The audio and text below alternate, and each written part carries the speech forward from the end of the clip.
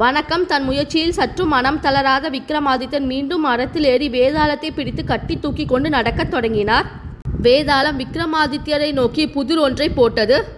கடம்பவனம் எனும் கிராமத்தில் கண்ணன், ரங்கன் என்ற இரு மாடு மேய்க்கும் இளைஞர்கள் வசித்து வந்தனர். ஒரு நாள் மாலையில் ரங்கனுடைய மாடுகளில் ஒன்றை காணவில்லை. அதனால் அவர் கண்ணனை தன் மாடுகளை வீட்டுக்கு ஓட்டி போக சொல்லிவிட்டு தான் தொலைந்து போன மாட்டை தேடிக்கொண்டு காட்டுக்குள் சென்றார்.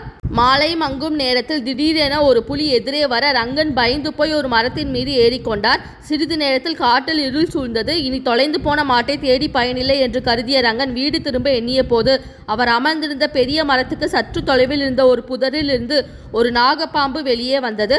அந்த நாகத்தின் தலையில் கண்ணை பறிக்கும் ஒரு ரத்தினக்கல் ஒளிவிட்டு பிரகாசித்தது. சரசரவென வெளியே வந்த நாகம் ரங்கன் இருந்த மரத்தை அணுகி தன் தலையில் இருந்த ரத்தினத்தை எடுத்து மரத்தின் அடியில் இருந்த பொந்தினுள் வைத்து விட்டு சற்று தள்ளி போய் இன்னொரு மரத்தடியில் அமர்ந்ததும் திடீரென ஒரு மனிதனாக மாறியது.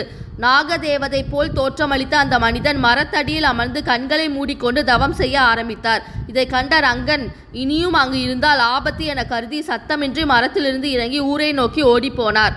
மறுநாள் அதை பற்றி தன் தோழன் கண்ணனிடம் சொல்ல கண்ணனின் விழிகள் வியப்பினால் விரிந்தன. அவர் ரங்கனை நோக்கி, அடப்பாவி, சரியான முட்டாளாக இருக்கிறாயே. நாகரத்னம் மட்டும் நான் கையில் இருந்தால் பாம்பு தீண்டிய பிறகு இறக்கும் நிலையில் இருப்பவர்களை நாம் காப்பாற்றி விடலாம். நான் அதே ஒரு தொழிலாக வைத்து கொண்டால் நிறைய பணம் சம்பாதித்து பணக்காரனாகி விடலாமே. சரி, இப்போதும் ஒன்றும் குடிமூழ்கி போய்விடவில்லை. இன்று இரவு அந்த இடத்துக்கு நாம் இருவரும் சேர்ந்து செல்வோம்.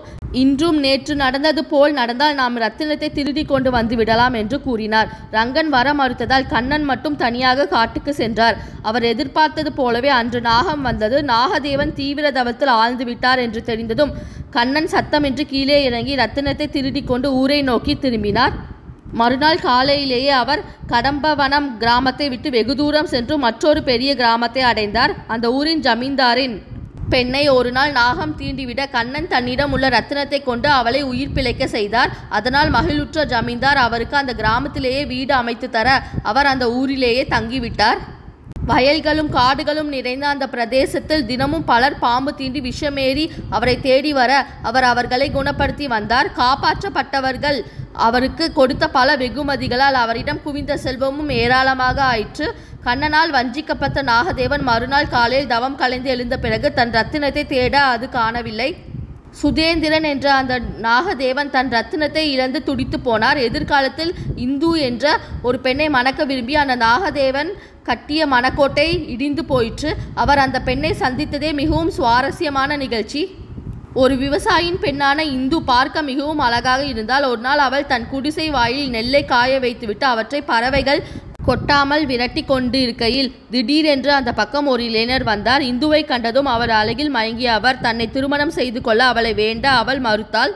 கோபம் கொண்ட அவர் அவளிடம் அம்பு செய்ய அவள் கூச்சலிட்டாள். ஆனால் அவள் கூக்குரலை கேட்டு உதவிக்கு வர அக்கம் பக்கத்தில் யாரும் இல்லை.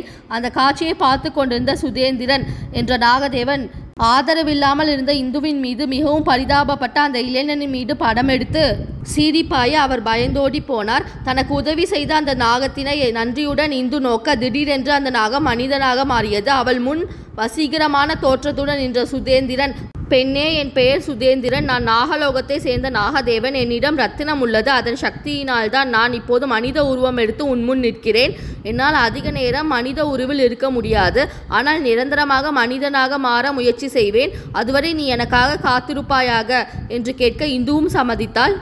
உடனே எல்லையில்லா ஆனந்தம் கொண்ட சுதேந்திரன் சுக்ரானந்தா என்ற முனிவரின் ஆசிரமத்தை அடைந்து தன்னுடைய விருப்பத்தை அவரிடம் தெரிவித்தார். சற்று நேரம் யோசித்த முனிவர், சுதேந்திரா, கடவுள் ஏதாவது ஒரு காரணத்தினால் ஒவ்வொரு ஜீவராசிக்கும் ஒரு குறிப்பிட்ட உருவத்தை தந்திருக்கிறார். நீ நாகலோகத்தை சேர்ந்தவர். அதனால் நீ நாகத்தின் உருவத்தில் இருப்பதுதான் நியாயமானது. ஆகையால் உன் ஆசையை விட்டுவிடு என்றார்.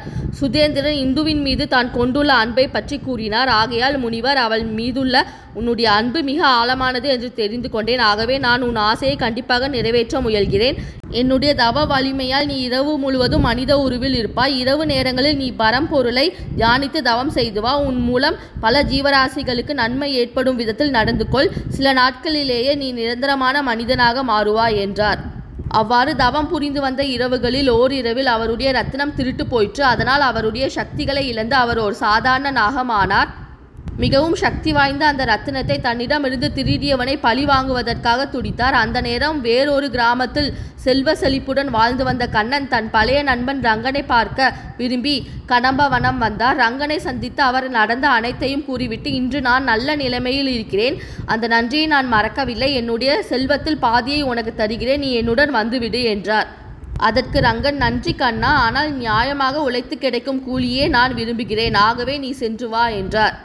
அதன் பிறகு கண்ணன் தன் ஊர் திரும்பினார். அப்போது வழியில் சுதேந்திரன் கண்களில் கண்ணன் தென்பட்டார். கண்ணனிடம் உள்ள ரத்தினத்தின் சக்தி சுரேந்திரனை ஈர்க்க உடனே அது தன்னுடையதுதான் என்றும் அதை எடுத்து செல்பவனை திருடி செல்பவன் என்றும் உணர்ந்த நாகம் மிகுந்த கோபத்துடன் கண்ணனின் மீது சீறி பாய்ந்து அவரை கொத்தியது. என்ன ஆச்சரியம்! சுதேந்திரன் தானாகவே மனித உருவம் பெற்று நின்றார். அதே சமயம் கண்ணனுக்கும் நாகம் தீண்டியதால் விஷம் ஏறவில்லை. இந்த இடத்தில் கதையை நிறுத்திய வேதாளம், மன்னா, சுயநலவாதியான கண்ணன் நாகம் தீண்டியும் எவ்வாறு விஷம் ஏறாமல் உயிரோடு இருந்தார்? அதைவிட வியப்பானது என்னவென்றால் சுதேந்திரன் எவ்வாறு கண்ணனை தீண்டியதும் மனித உருவம் பெற்றார். ரங்கன் தன்னுடைய கடமையை ஒழுங்காக செய்வதே தர்மம் என எண்ணி அதன் வழியே நடந்தார். ஆனால் அவர் முன்னேறவே இல்லை. தர்மத்தின் வழியில் நடப்பவர்களுக்கு இந்த கதிதான் ஏற்படுமா? என்னுடைய கேள்விக்கு விடை தெரிந்தும் நீ மௌனமாக இருந்தால் உன் தலை வெடித்து சுக்குநூறாகும் என்றது. அதற்கு விக்ரமாதித்யன், ஒரு மனிதன் செய்யும் ஒவ்வொரு வேலையும் அது அந்த பலனின் அடிப்படையினால் மட்டுமின்றி அந்த வேலையை செய்வதற்கு தூண்டுகோலாக அமையும் சூழ்நிலை மற்றும் வேலை செய்பவரின் பாவம் புண்ணியங்களின் அடிப்படையினாலும் அமையும். ரங்கன் மிகவும் கடுமையாக உழைத்து வாழும் வாழ்க்கையை தேர்ந்தெடுத்தார். அதனால் அவனால் மகிழ்ச்சியாக வாழ்க்கை வாழ முடிந்தது. ரத்தினத்தை திருதினாலும் அதை வைத்து பாம்பு தீண்டிய பலரின் உயிரை காப்பாற்றும் புண்ணிய செயல்தான் கண்ணன் செய்து இருக்கிறார். தவிர செல்வம் சேர்ந்தவுடன் அதை தன் நண்பனுடன் பகிர்ந்தளிக்க அவரை தேடி வந்த நல்ல உள்ளம் படைத்தவர் கண்ணன். ஆகையால் சுதேந்திரன் என்ற நாகம் தீண்டியதும் அவன் இறக்கவில்லை. சுதேந்திரன் முனிவர் கூறியபடி தானே நேரடியாக எந்த ஜீவராசிக்கும் உதவி புரியவில்லை.